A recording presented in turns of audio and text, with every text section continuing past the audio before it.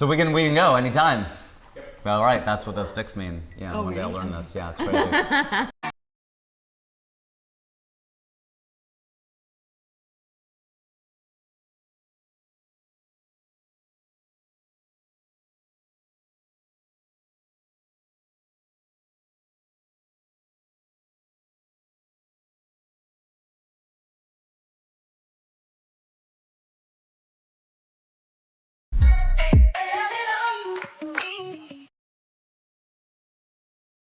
Welcome everybody to What Do You Bring to the Table? I'm your host Rajiv Satyal, and I am honored to be sitting here with Karen David, the actress, singer. What are all the slashes? The slashes? Oh my gosh, I don't know. You do a lot of things. Human. Writer. Yeah.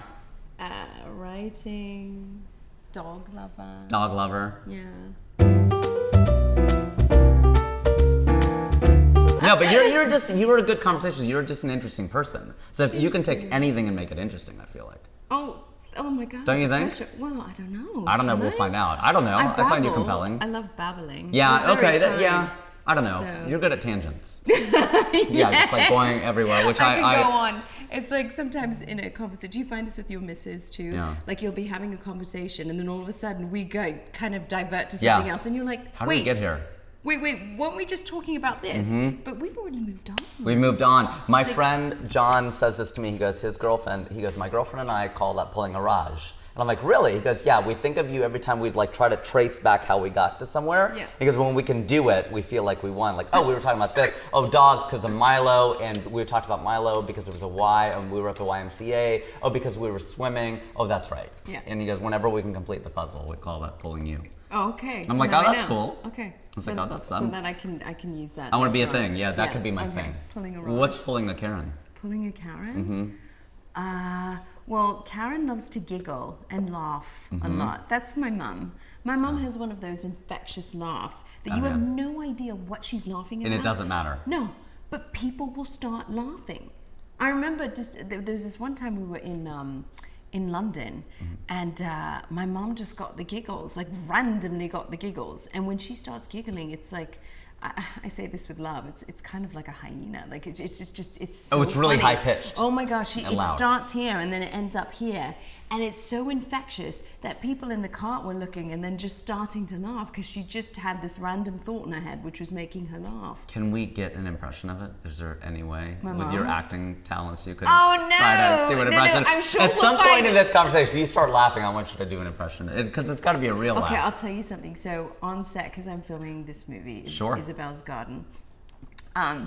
And tell us about the movie. Yes. You're about to. Yeah, I'm pulling a Raj now. Yeah. I'm divesting. Yes, I see that. Yeah, there we go. So, but talking about the laughter, because when you're filming long hours, like in the middle of the night, you sort of go a little bit delirious, you know? Right. Because I've been filming on Fear, and then in between doing Fear the Walking Dead. So Fear the Walking Dead. Yeah. Mm-hmm. So then I'm on this beautiful movie, Isabel's Garden. It's a character I've never ever played before. She's so flawed and just so lovable, but so nuts and quirky in her own way. And I've never ever played such a character. And just in your real life. Yeah, just in my real life, exactly. Shh, don't say anything. Don't give it away. So we were filming at like 3 a.m, and you know these apps. You know, sometimes when you're on a break whilst it's setting up, I don't know, my mind wanders and I'm looking at these apps. I'm in no way sponsoring this app, but there's this app that it animates still pictures, and you can put music to it. Oh, yeah, I've heard so of this. I had some pictures with my castmates, and then all of a sudden, had it animated where it's like a moving picture, but you can put any song. So we were doing like Maya ya ya. It's like I'm trying to do the thing. Maya ya ya. It's like Maya Maya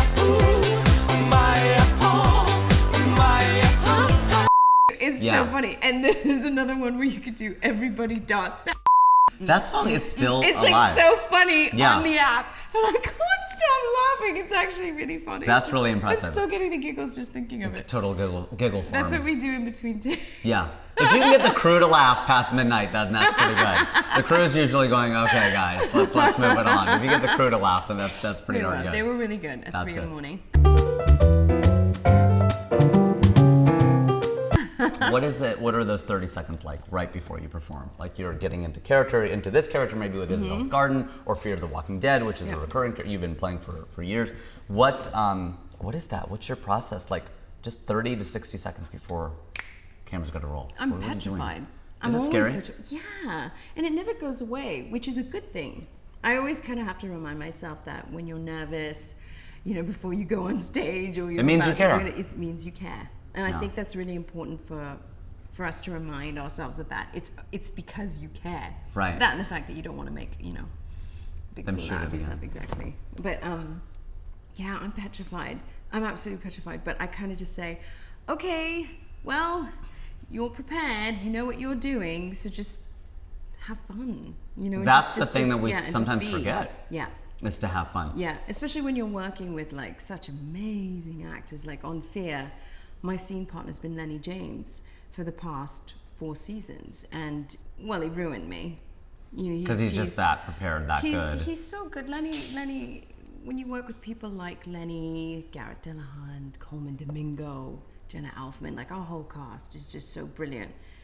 You really do get spoiled, because it's your scene partners, you're working together as this cohesive team, and you're cheering each other on because you want to kind of bring out the best in each other. Yeah. Like you're actually looking out for each other, and is that rare? That is rare. That is so rare. Because sometimes, you meet some amazing people, as you know, in this industry, and then you meet some interesting people in this industry, shall we say. Very nice word. And and for whatever they're going through that's brought them to this point for them to be a certain way, I do have empathy, but at the same time, it's just, I just appreciate kindness. Is that down to the director or the showrunner? Like, where does that emanate? Like, how do you get this kind of vibe on set? I think being number one on the show, like Lenny is for us, he's such a leader. Coleman's a leader. Like all of them, they just lead by example. And I think when you want to set the precedent of the tone, that really has a domino effect on everyone. And that's something that I've learned so much from Lenny, because doing the Sheryl Crow movie, doing Isabel's Garden now, where I'm the lead, it's like you want to set a good example. You want to, for me, my mom has always told me growing up, she's always said since I was a kid, she said, be kind and have courage. And I love that so much. And it's really hard. It's really hard to do. It is hard. But I think as each year goes by, I appreciate those words more and more. And I think it's so important to set that precedent right from early on. And because I was bullied when I was growing up too. By whom? Well, kids at school. Okay. I went to school where there was predominantly a lot of white kids. So I was like the only Chinese Indian kid there. Because you're half Chinese, half Indian. Yes. Yeah. Kasi from northeastern India. And it's they don't, as kids can be mean. They say things like, now looking back, I'm like, oh, but at the time it just feels like they're they're vicious. And it's down to little things like, now I realize how lucky I was growing up to be able to bring like home-cooked Indian food or Chinese food to school as my lunch. That was amazing. Yeah. It's only when I left home I was like, oh God, I miss that so much. Oh, that's the thing, is when you're a kid, you just want pizza and sandwiches. You just want to fit and the minute you go to college or wherever, or university, Yeah. you're just going, man, I really want my mom's Rajma Chawla. Yes, exactly. Not peanut butter and jelly sandwiches, but that's what I wanted as a kid, because as a kid, you just want to fit in with everyone. Yeah. So little things like that, you bring it to school and they're like, ew, that's so smelly. What you bring? I could never take something. My wife did. I just found this out, that she used to take Indian food to school, and I was shocked. I remember hearing about that from kids in the Indian community, and they were like, oh, we'd get made fun of. I'm like, well, all the time. Wouldn't you? Of course you would. This is the 80s or 90s in Ohio. Yeah. I don't know how in the world you would possibly not get made fun of. And those things affect you as a kid. They do. So it affected you. It did, but it also made me hyper aware and sensitive with treating people the way you want to be treated. Yeah. And also, I mean, now that I'm older and hopefully a little bit more wiser, sort of empathizing with, the people who are the antagonizers. Like, what's going behind that? There's something behind that. Like, what's going on with and you? really reminding ourselves again that it has nothing to do with you. That's a big thing that I learned growing up as a kid, which I could only comprehend and understand as I, was a young adult, was that it had nothing to do with me. Yeah. It had everything to do with them. And Yeah. they're just projecting onto you.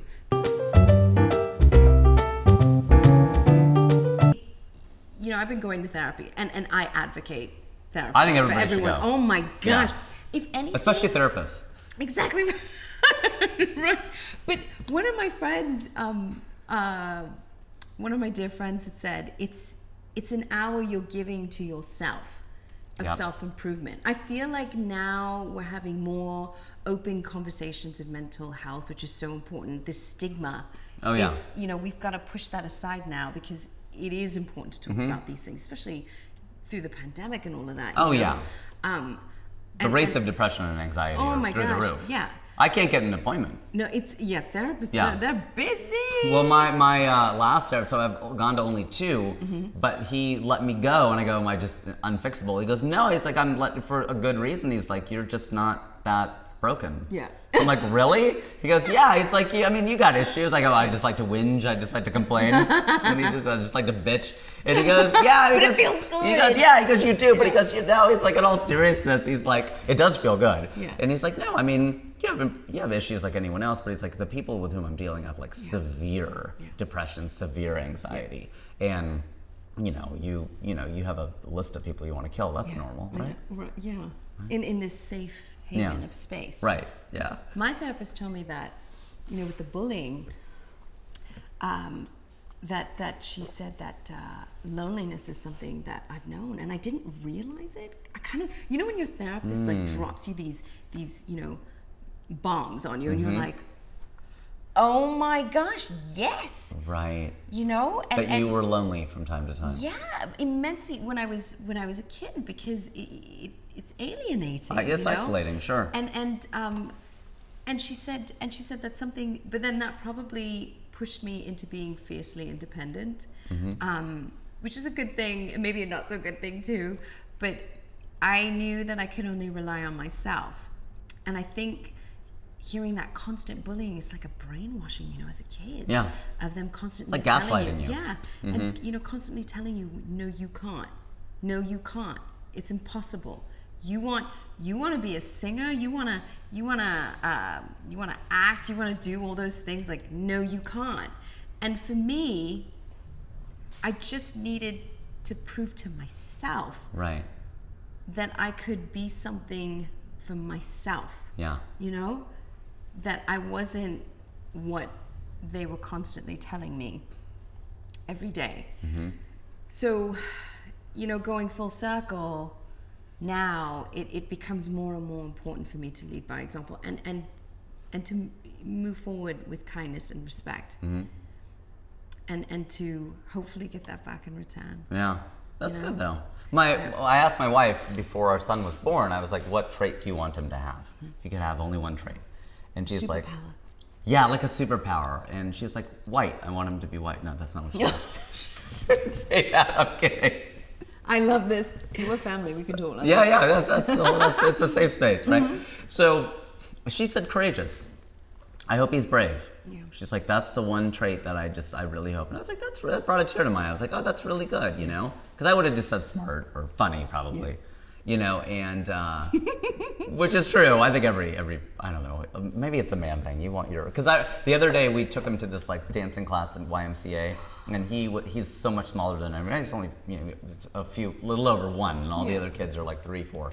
And he walked up to the teacher while she was doing her dance, and he smacked her arm so hard that it made this huge sound, and all the parents, everybody laughed because it wasn't really violent; it was just funny. And so I was telling my friend that, and he goes, well, that's all you care about is he got the biggest laugh in the class. I go, yeah, I don't care if he can do the moves, as long as he got the biggest laugh. It's like, what do you do in that moment? You're like, I laughed. I was like, I was trying to hold it down. I know. I was trying to feel bad, like people thought I felt bad, but I didn't feel bad. You didn't feel bad? No, because it was hilarious. She's fine. He's not gonna hurt her. Yeah. But I was like boundaries. Okay, let's not get crazy. But just it's a huge class, like 100 people. Oh gosh. Walks right up and smacks him. Smacks her. So he's funny. He's funny. And he's courageous. Yes, Clearly. we got both. See? You just dropped a truth bomb. Yeah. Courageous. I did not realize this. This is really Courageous good. and funny.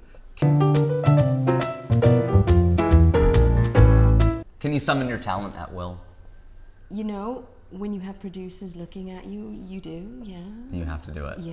You just got to tap in there. Oh, and they're get it. looking right at you, and you're like, yep, I got can it, do this. I got can it, do I this. got it. When I was doing Scorpion King, this is like one of my very first acting jobs, and I was playing Layla, and I remember we're filming in this. I mean, the sets were just phenomenal. We were filming in Cape Town, and I love Cape Town. oh, It's amazing. just magic. I My just mother-in-law love was born in Durban, so we went into Joburg Good and Indian Durban. food. And very good Woo! Indian food. Yes. Very good. And yeah, we had bunny chow. So good.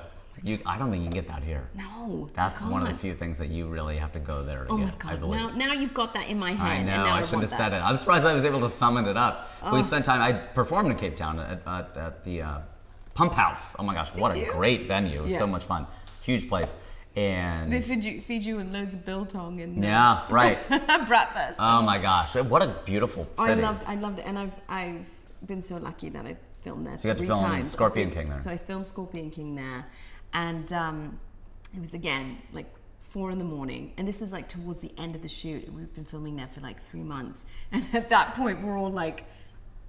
We're Beyond delirious. Literally beyond delirious, crawling on the floor, and of course they put these big gargantuous scenes. It's in this stadium, and you know, this is what I'd worked and trained for every single day, for this really intricate sword fight with all these guards, and they're like spraying oil or whatever, and you've got hundreds and hundreds of extras, like, you know, running like in chaos behind you, so you really have to know what you're doing when you're wielding a sword. And I will never forget. Where was my thought going? See now I was. Were you prepared? Can you summon your talent? Oh, Well, the yes, producer's looking at you. right. I just pulled a Raj. There you go. You pulled a Raj. Yeah, See, yeah. this is superpower. So then we hop over. We have to hop over this wall into a crash pad, and then run through fire. Now I'm so. I mean, who isn't, right? Scared of fire, I'm yeah, scared running of through fire. fire. I'm like running that's through a good fire. fear to have. It's like, and even though it's controlled, it's Right. completely safe, and we have stunt doubles too, but it's controlled. But it's still fire. It's still fire. If you run through it really quickly, nothing happens, right? And they make sure our costumes are not flammable and all that, so fine. Oh yeah, the one thing. Yeah, the one Gosh, thing, right? yeah. That's really important. That That guy wasn't very working on it. minor, Yeah. you know, detail.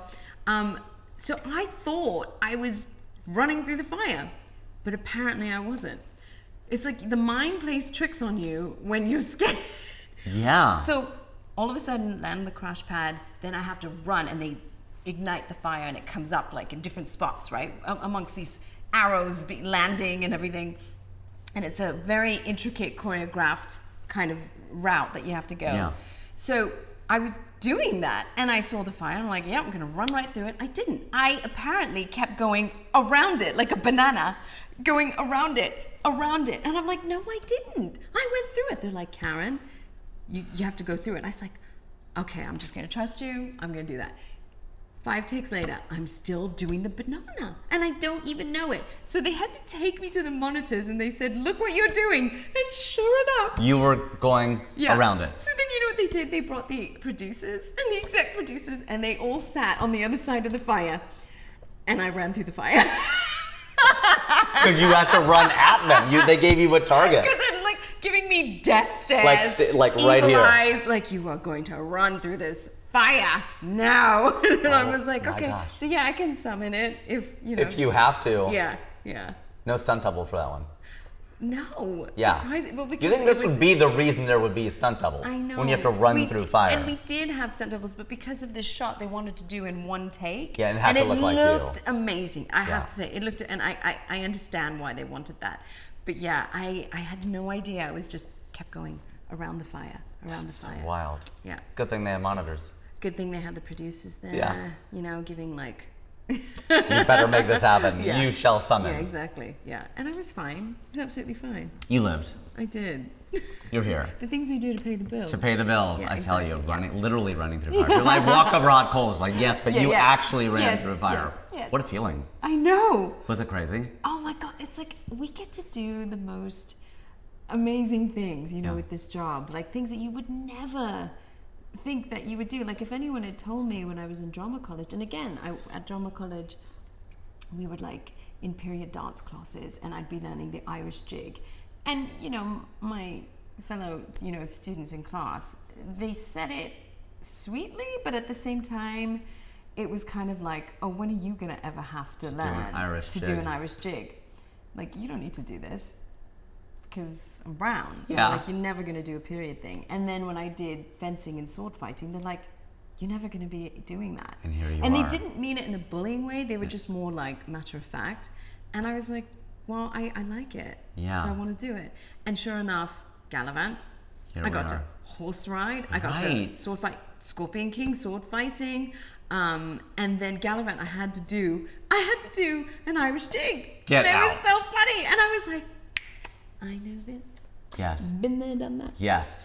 I have the Irish jig. Like, They teach that in the northeast of India. Yeah. They teach the Irish jig. The Irish jig, I got it. exactly. Yeah, it's in the water. And I'm just like, I got this. It's fine. I know how to do this. But I just kind of smiled. I was like, you know what? That's a wonderful thing about our job. You just never know what you're going to have to learn next. Fear the Walking Dead never played guitar before.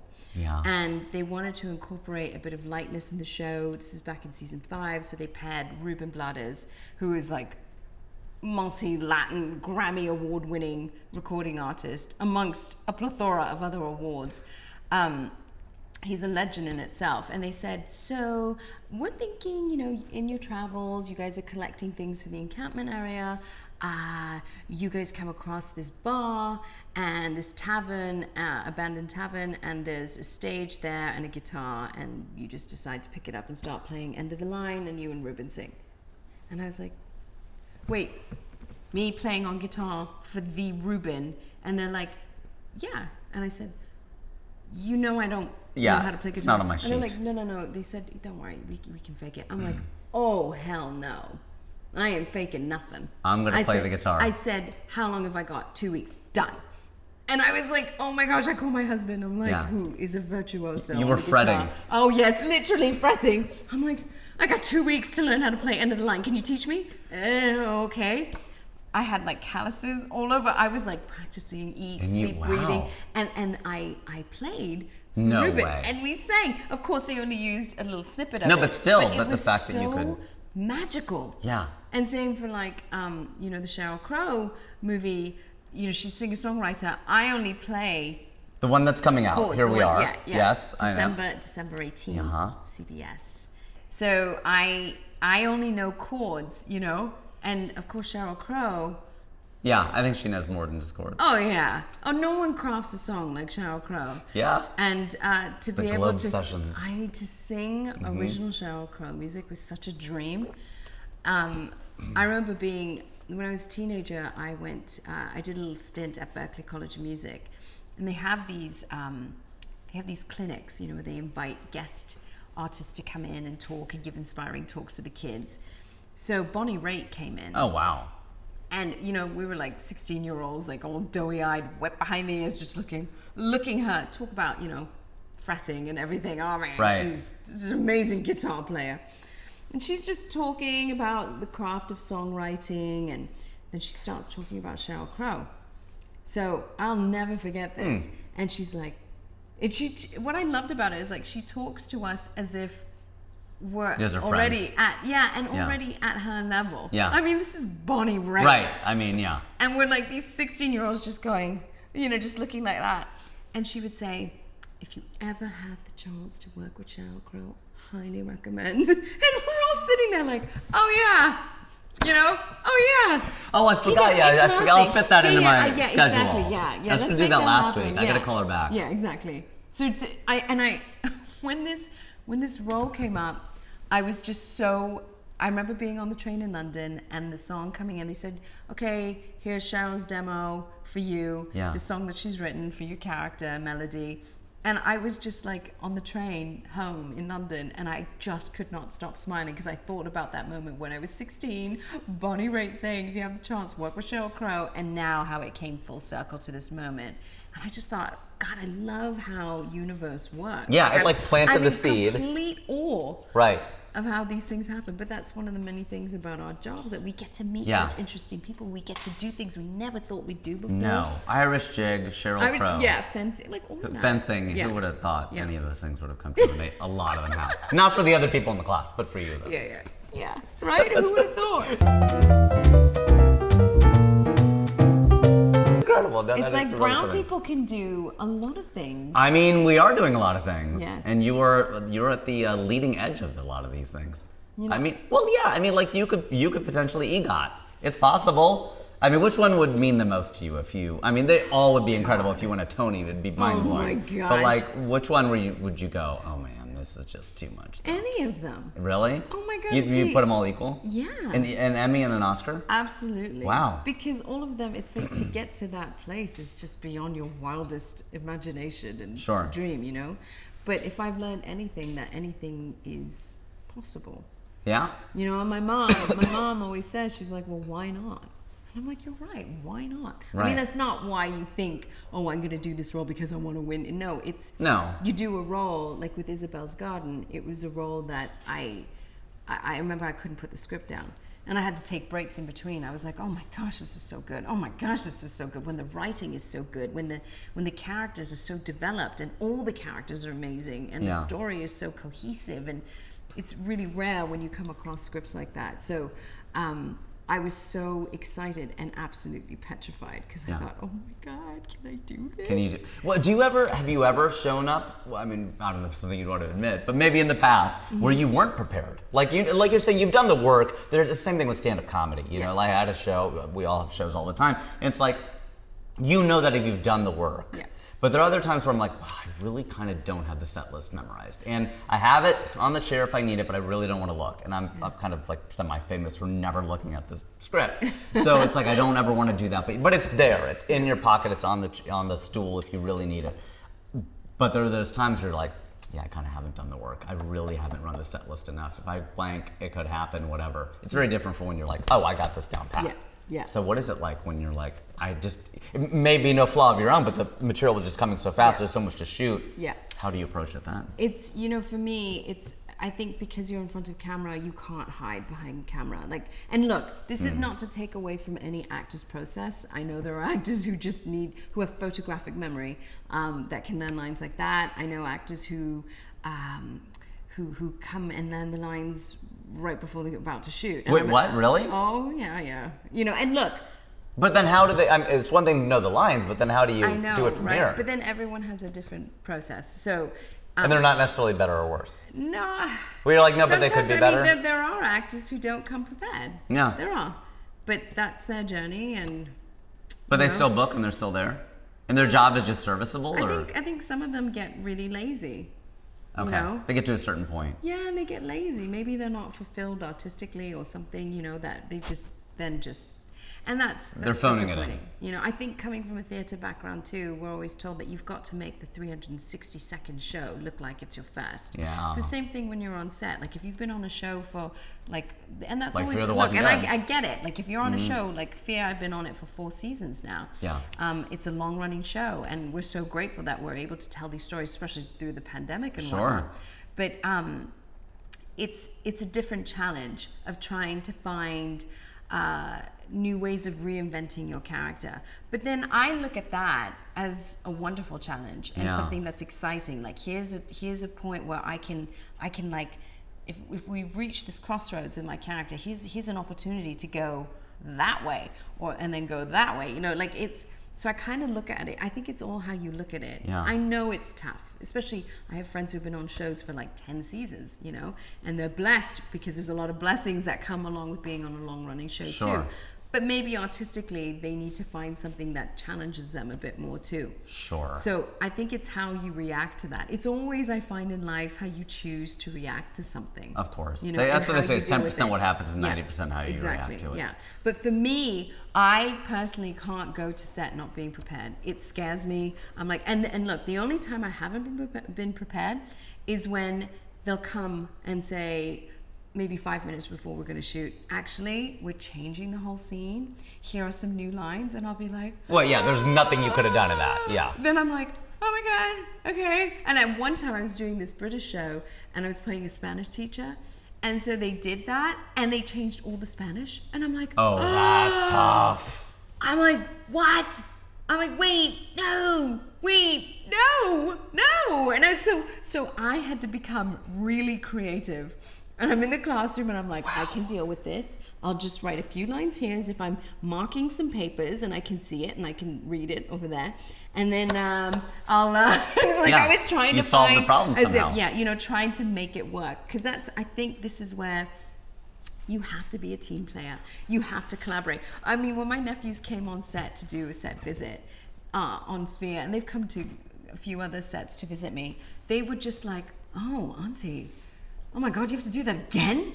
Yep, and again? They're like, how many times do you have to do that one passage? I was like, depends. Yeah, you know, until they sometimes feel the they got lighting it. wasn't right. Maybe the shot wasn't as great. And it has nothing to do with your performance, but you've got to work But you got to and do it collaborate. exactly the same way again. Again as a team. And then you've got to offer different options, you know, so they have something to play with. Maybe one take you're going to do it this way, another take you do it that way. So Utkarsh Ambudkar was on this show. Yes. He's so great, Oh my and he gosh. talked about how Hank Azaria gave him that advice. He said, you know, he goes, I used to show up, and he was a younger actor, and he just goes, I used to show up like, I'm gonna do this, I need to do it this way because I want my take to look good, whatever. And Hank was like, Give them something different every single take. wow. Give them a different color. Are you angry? Are you irritated? I've got to connect 4-coin. I've got to connect 4-coin. I got to connect 4-coin? It's a wonderful way to work. It's so freeing. There's so many options. It's so wonderful and beautiful in that you're trusting the process, and you're trusting that your editor's strong, your director's strong. And I think, but that is also a reflection on other things in life that I remember, even in drama college or even like with my family, just telling me that, you know, about being present. And I think I definitely didn't understand that when I was in my 20s. I was like, what's that? What does that mean? I was like, Yeah. to be? To like, be, I thought yeah. it was all this frou-frou, juju, Yeah. you know, and I was like, oh, no, you know, I was like, to be, like, I am present. Yeah. I didn't fully understand what that concept meant. Yeah. And I think with acting, too, a lot of it is just listening. It is. Listening. It's just listening and And responding like reacting. you would like a Exactly. person, like a human being. Yeah, listening and reacting, and then you just forget. And there's so much, you've done your preparation. You just have to trust yourself and let go. Because when you're in the moment, it's just so magical what happens spontaneously. And then if you can play around with that and give different options, it's just, I mean, that's where the magic is so much, you know. And when I did, I've been recurring on Barry and working with Bill Hader was... I've heard he is just so unbelievably talented. Oh, it's annoying. Yeah. It's really annoying. It's like, how can one human be that multifaceted and so talented? And I was shaking on my first day. And I'll never forget when I first came into the trailer, Bill came into the hair and makeup trailer. So it was so funny. So his first words when he saw me, he was on the phone with his daughters. And he's like, Jasmine's here. Jasmine is right here. I've got Jasmine on the show. And it was so funny because they watched Once Upon a Time, and I just thought, oh, this is so, I mean, that was... That must have made your day. Oh my God, it totally did. And I was like, I love, he's got 3 girls. And That's we got talking incredible. about that. And so, but he's so lovely, and he was directing, in this season 3, he was directing my episodes. And it was such a marvel to watch him direct. And I think because obviously he comes with this comedic background, it's all about improv. He loves to play. He's all about changing things up in the moment. And he'll like watch us in a scene, and he'll be like, I didn't see it like that. Actually, it seems more intimate. Okay, I'm gonna change the shots. But the whole crew, they just speak this language that they fully understand. They finish so they each other's adapt. sentences. Yes, and they adapt it, so they're like, yes. Right. So all of a sudden, they'll change things up a bit so quickly, and we'll shoot that scene. There was a scene in the kitchen where I'm calling him, and with Bill, you never know what to expect because he's obviously acting in the scene with me as well, and he's directing, and I realized he was going off the page, complete improv. And in my mind, I'm like, oh, this is it. This is it. He's going for the, off book. And I was so excited and absolutely terrified. Yeah. Because you're improving with a great, like with a one great of the improviser. Yeah, and I'm just like, oh my god, it's like on a roller coaster. You just gotta hold on for dear life, and just trust that when the drops happen, it's gonna be thrilling, and that's exactly what it was. What it was. And then he was throwing these things in where he was like, he said the "I love you" line. He goes, "Okay, love you," and you can hear people struggling not to laugh in the background. And I'm trying, and I knew it. I was like, no, I gotta remain. I gotta keep it together. Yeah. I gotta keep it together. But it was so fun. He was just, and then he starts crying. He goes, I love you. It's just, no, I didn't mean to say that. Because I just went through a breakup. I'm so sorry. And I'm trying not to laugh. That's gonna be the hardest thing. When people don't laugh, I'm like, how are they not laughing? This is so funny. And when you get to work with such brilliant actors like Bill, my dear friend Timothy Omundson in Gallivant, my God, every take he does is so funny. His reactions are just so hilarious. Those have funny faces. Oh my God. Yeah. And even with like Weird Al Yankovic, when we were doing a scene on Gallivant too, it's really hard. And I'm the worst corpser on set. So I'm struggling to hold it together and just not laugh. You don't want to ruin the take. No.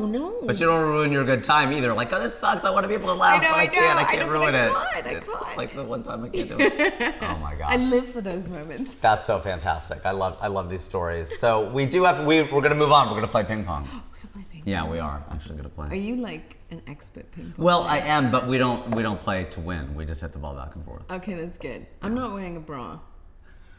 So. I've never heard anyone say that in response to you want to play ping pong. No, I'm not because wearing a like, bra. okay, no, wait. Let me full disclosure. So we're house remodeling. I can't find anything. Like we're literally living on top of each other, and we're still married. That is that's impressive. A miracle. My wife and I have gone to hell and back on 3 different projects here, and I don't know how we've made it. Yeah. Because we can't find anything. We're like surrounded. Grateful that we're in the guest house, but Yeah. we're literally surrounded by appliances Yeah. around us. And as this thing is coming, it's been like over a year now, and we're coming that's towards a the long finish time. line. Yeah. Oh yeah, we thought it was just going to be a minor, like, well, not minor, but like. It's a renovation. A renovation. So it's a lot. But it's not. It went from renovation to a complete house rebuild. Yeah. And it's only when I walked in months ago, and I was like, I can see the sky. Where's the roof? Right. And I'm like, that wasn't part of the plan. And my mom's like, you guys are not renovating. You're rebuilding an actual house. So I was like, yeah, okay. Like you said, it's how you look at it. Yeah. So all this to say, Mind shift. I can't find anything. Okay. So I couldn't find my bra. But we're family, so it's okay. We'll Nothing be you okay. haven't seen. You know. it's Nothing I fine. haven't seen. Yeah. Well said. Well It's said. okay. I do have a kid. I had to have gotten laid at some point. Now you can do the hyena laugh.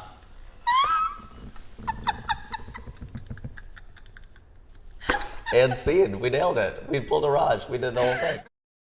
So you are on tour in Europe. Yeah. As a singer. Yes. And who else is on this tour? Okay, so we do these summer festivals, right? Thank you for And remembering to hit the ball. Yeah. People forget. Thank you for remembering. Okay. Summer so, festival- summer summer festivals. festivals. And when is this? So this is like, oh God, back in like, I think 2003? Oh wow. Okay. So like 20 years ago. Oh my gosh, yes. Wow. I was such a baby back then. Yeah. And I'm on tour, first time touring, being on the road, and the label sends like multiple acts to do these different shows. Okay. So, oops. I was on tour with Dido was doing the show, Sugar Babes, this big girl band, and a new girl that they had just signed named Alicia Keys. Wow. And it was so surreal. You know, Backstreet Boys were also on the tour. Wow. And it was so much fun, but it's one thing I did learn, which I never, like no one tells you about, is that you're traveling to all these cities in Europe and you don't speak the language. Right. And like, you know, they just drop you off. As I was a solo artist, so they drop you off at the hotel afterwards, and the loneliness is really palpable when you're on tour. Well, they always say that. I don't know if it was Bob Hope or one of the old heads playing Vegas, and he goes, I don't care if it's Motel 6 or the Ritz, Yeah. there's no separating the fact of the depression when you go from a huge sold-out room Yes. to closing the hotel room Yeah. door. And that's exactly what I started to feel. Like we were doing, some venues were like 50,000 venues, other venues were like 100,000. Wow. And I was, and whilst that's And you're so, singing in front of this many yeah. people. And whilst it was so exhilarating and so exciting, there's something that, you know, when you're performing in front of that many people, it becomes a little impersonal.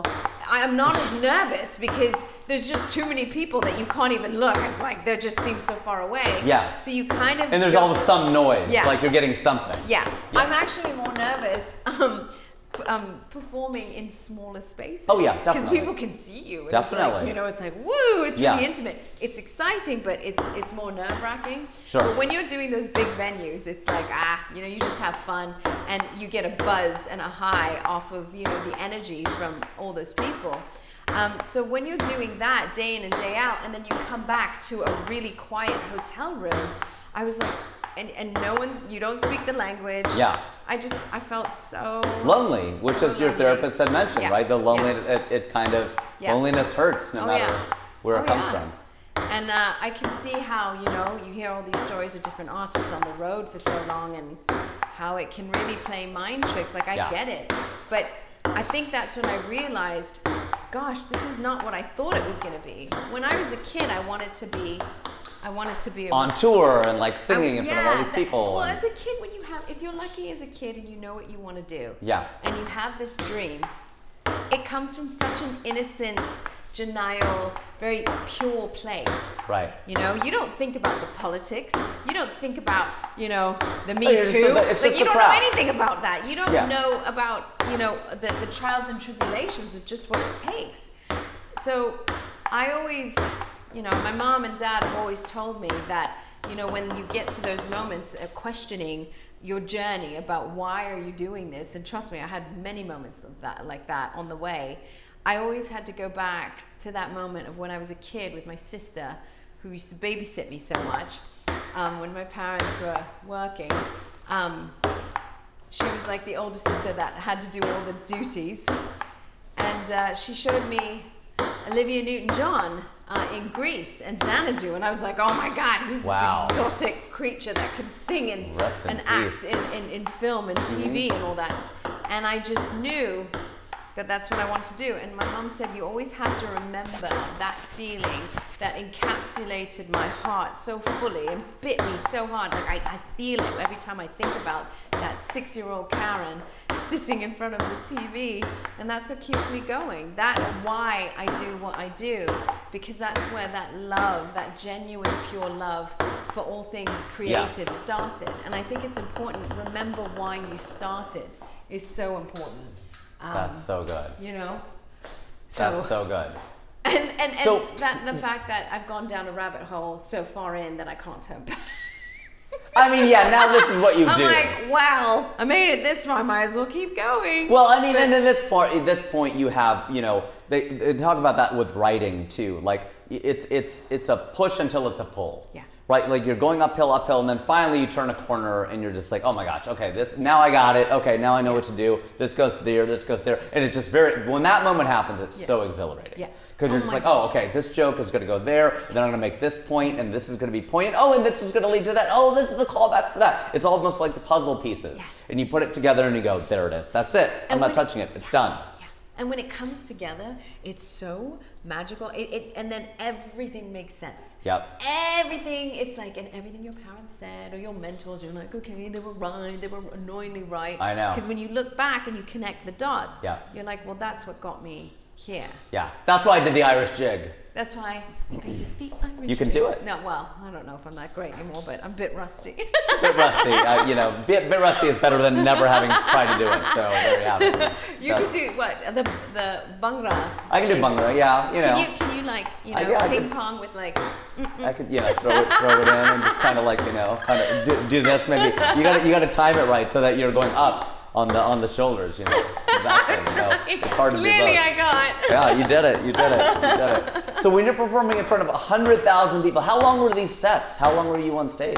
I mean, like 20 minutes. Okay. 20 to 25 minutes, it depends. If I was with my band, I would do like an hour, like about an hour. And you wrote these songs? I wrote these songs. So you're a songwriter, you wrote them, you performed them. Yeah. And were they distributed? You were obviously on a label. I was signed at the time to BMG. Yeah. And I was working with the best of the best songwriters, producers in the world. I'll never forget, because I had 2 monstrous airplay hits in Europe. And that's why I was on this tour to promote it, and my album was about to drop. I remember my A&R guy at the time had said, hey, I got a song for you. I want you to listen to it.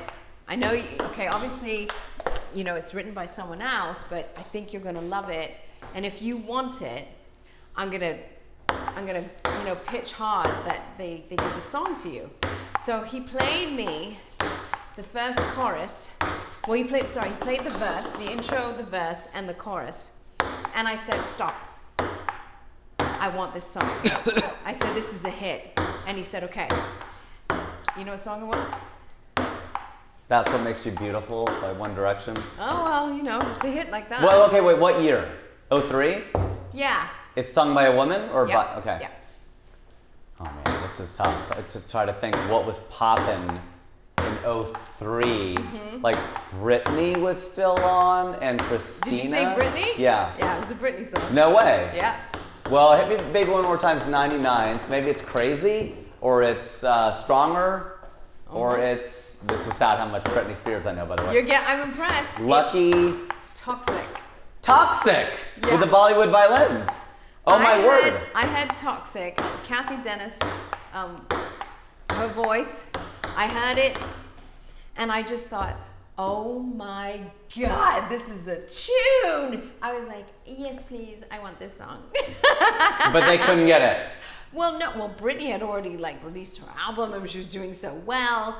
And I had 2 hits where she had like. She's Britney Spears, and we're still talking about her now. And then, exactly. Yeah. Right. So I'm like, if I had to lose out, I'm okay to lose out to Britney. Yeah. It's fine, Britney, bitch. Yeah, Britney, bitch. That is really crazy. Wow, what a song! And you had the ear for it. You knew. Oh yeah. I mean, we had Southern Kotecha on this show, and he's an amazing songwriter. Yes. He wrote What Makes You Beautiful. Oh, yeah. And he's written so many other big hits. Oh God, yeah. Max Martin, all the stuff that they did, Yep. all that stuff that came out of Sweden and. I was writing with all those guys. Jürgen Elofsson. My first single was co-written with Jürgen Elofsson, who wrote a bunch of Britney songs on the first album. Wow. So that was my life out of drama college. It's so funny when I look back. Like, you go to drama college, those are the salad days. Anything's possible. The world's your oyster. Yeah. And then you graduate and you're like, oh my God. I'm a broke, I'm a broke drama student, and I gotta find ways to pay the bills. Yeah. And I was lucky because shortly after drama college, I booked work. And again, one of them, now you have to remember, so I was at drama college doing Ibsen, Chekhov, Wow. and Shakespeare and all that. And all of a sudden, I got this role in this brand new original West End musical. I'd never done a musical before in my life. But I thought it'd be pretty cool because the songs were all ABBA songs, and they were writing a story around ABBA songs. So my friends were like, what are you doing? You are going to kill your career before it even started. The idea of a musical with ABBA songs. And I'm like, well, you know what? Waiting tables, Right. working with Benny and Bjorn. Waiting tables, Right. working with Benny and Bjorn. And I said, I think I'm gonna work with Benny and Bjorn. And I will never forget, it was my 8th callback. Wow. They gruel you when you do these, anything from West End, Broadway. And this is my 8th callback, and my agent said, I said, how do I know if it's the end? She said, you'll know if you see Benny and Bjorn. So I'll never forget, I was the first in, early morning, 8 o'clock. I see this gentleman come in his cap and coat, and he says, morning. I'm like, yeah, morning. And I was like, oh my God, that's Bjorn. I went in, You're like, this is and it. it was so surreal. Bjorn is at the piano, and I'm singing I Have a Dream, and he's playing, oh sorry, Benny's at the piano playing, Okay. and Bjorn's at the piano, and I'm singing I Have a Dream, and What's the Name of the Game, and Dancing Queen. And I'm losing my mind thinking, I am singing in front of these legends, and I am terrified inside. And I got the job, and it was what we know as Mamma Mia. Wow. I was in the original cast of Mamma Mia before it went to Broadway. I did not know this. Oh yeah, I could tell you so many stories of that whole process, which was magical. And it was just a dream to work with Benny and Bjorn. And all my friends said it was going to be the biggest flop ever, and we still laugh about it to this day.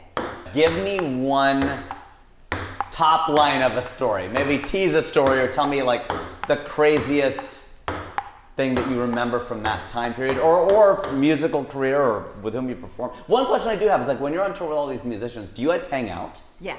You do? Oh yeah. Okay. In the green room Yeah. is so magical because anything can happen, right? Yeah. So one of the great things when I was in Mamma Mia was we were invited to do all sorts of, we were the new show, it was hot, it was so successful. I met LL Cool J. Wow. When he came to see the show, we came backstage. I met the Queen. We got to perform for the Queen. Whoa. God rest her soul. Yeah. Which meant a lot to me because my grandmother, she met the Queen Mother. She was a nurse, and she got to meet the Queen Mother. Oh, geez, many years ago. So I felt like it was kind of like life circling back, you know. Again. And we were asked to perform at the Royal Variety Performance, and I met. We got to. I'm rubbish at this now. No. We got to perform for the Queen, and I was so nervous. I was like, oh my God, I don't know how to curtsy for her. I've never curtsied, and I'm wearing these like psychedelic, you know, skimpy shorts, and I'm gonna perform in front of the Queen in this. Right. It was one of the many things we got to do, and also perform in front of 110,000 people at Party in the Park in Hyde Park. And I was so entranced by the audience, because there's so many people, that I completely did not notice that Annie Lennox is standing right beside me, and Elvis Costello is to my left, and they've got their arms around me, and we're all singing at the end, and everyone's like, how did Karen get sandwiched in between two freaking legends? And I didn't even realize until it was done, and I'm like, oh my God, you're Elvis Costello. And I geek out, like I just don't know how to speak. And Annie Lennox was there, and Brian May's in front of me. And we go back to the green room. Jeez. And we're just like, I'm having a soda. Yeah. And then they're like having whiskey and all of this. Yeah. And we're just shooting the breeze. Simon Le Bon comes in from Duran Duran. I'm like, this is just nuts. Like, what is happening right now? Just having casual conversations. That is, and are the conversations casual? I mean, are they just like people? We're or like you're just... They're like talking about their gardens or like pruning the lemon tree or whatever. Yeah. And it's just so funny because you think of it. These are like... That's nuts. It's so, and I have all the pictures because I geeked out. I had to have these pictures, but it's just... Of course. Again, it's just this journey that I've been on. It's just taken me to so many places, and to just meet such incredible people. I forget, you know, you're like, wow. Yeah. We've only got one life, you know, and... Well, we're Hindu, so maybe many. Yeah.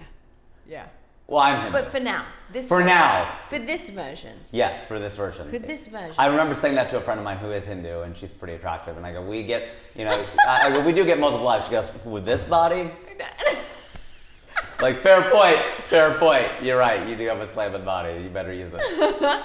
Like, even in this version of whatever this life is, I just feel like, you know, if it's not measured by, oh, whose life is better. You know, I feel like with social media, this comparative culture. Sure. And I look at what my nephews are going through, like, to be a kid today, it felt so much We easier worry when about we it. were growing yeah, up. For sure. And then I just feel like whatever this version of our journey is, it's just measured by the people that are in it, you know, the relationships that we cultivate.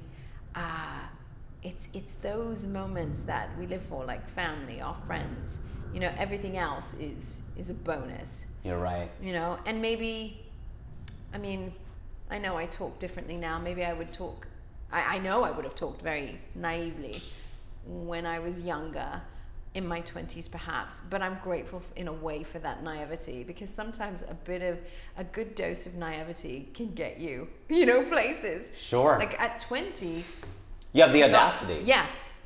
You're like, well, why not? I can do that. I can do that. You make your mistakes, you pick yourself up again, and you continue. It's all about trying different things, getting to know who you are, learning more about yourself. And then you hit 30, and it's like, oh shit, I'm not exactly where I thought I was gonna be. Yeah. But then there's something so beautiful in that moment that happens that kind of focuses you, like laser focuses you into what you really want. You start editing things that just don't matter to you anymore. You begin to care less and less of what people think, and you start to march to your own beat. You know, it's like you feel more comfortable in your skin as each year goes on.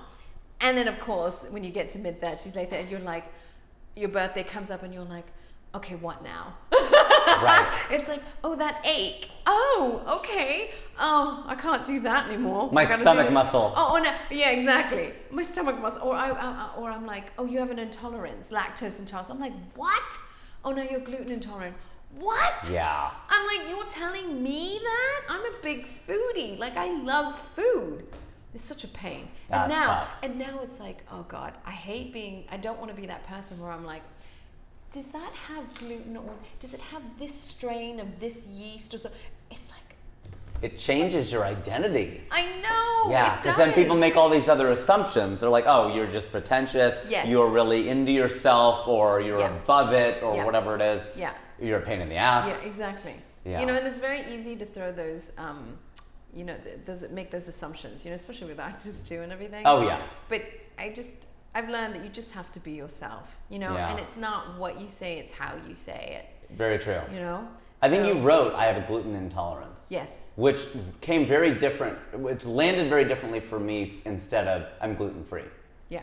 That sounds like a choice when people say that. Yeah. I'm gluten free, even though it may be they have a gluten intolerance, which is Yes. probably what it is. Yeah. But when you practice kindness, you realize how it would hit me, especially last minute. I'm like, oh, well, now what do we get? Yeah. It's like, but if you have an issue, we're going to accommodate it. Yeah. If it's just a preference, like I'm going to drink Voss instead of Fiji water, well, shove that up your ass, okay? Like, I don't know. I'm not going to go get you Voss when Fiji is pretty damn good water. Yeah, exactly. So no, I'm not getting that for you. But You're right, if there's an intolerance. Yeah. But that's my intolerance of their intolerance. And it's not fun. It's like bloating, constipation. This is gluten. It's gluten. Boom. That's it. That's all we got. I love that. I'm on Instagram at Karen David Official. Danny Pudi calls me Karen David Official. He calls you that? That's all he calls me. He says, hello, Karen David Official. Twitter, I have my name, at Karen David. Okay. And then Facebook. I'm facebook.com/Karen David Music. So Fear the Walking Dead Season 8 is coming out probably around the first quarter of next year. When Christmas Was Young, the Sheryl Crow movie that I act with Tyler Hilton, is going to be airing on CBS on December 18th. And then Isabel's Garden, I'm filming now, that will be coming out probably the second half of next year. Exciting. I know. Wow, lots of stuff. That's why you're here, man. You're working all the time, making us proud. So thank you for joining us, Karen David, on What Do You Bring to the Table? I've been your host, Rajiv, and I still am. Boom, it's a wrap.